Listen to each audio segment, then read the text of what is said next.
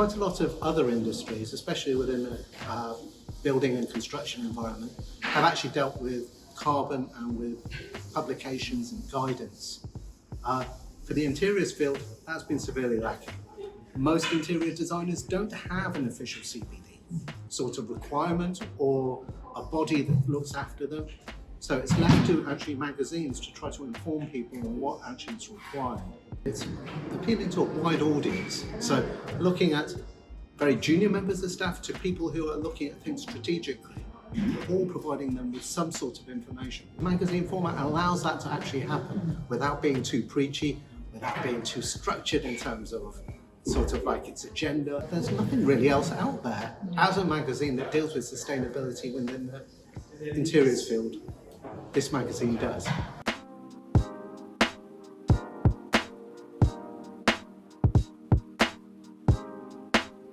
Well, part of the argument is effectively that people should not blindly look at data.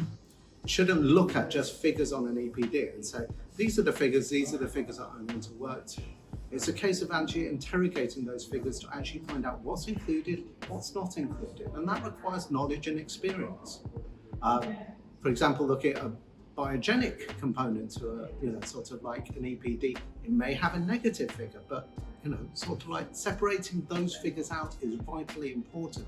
So you know what sort of argument you're being presented, and the figures that you're going to give are robust at the end of the day. Part of the other argument is effectively that we, as an industry, are looking very, very solely at carbon at the moment, and carbon above everything else.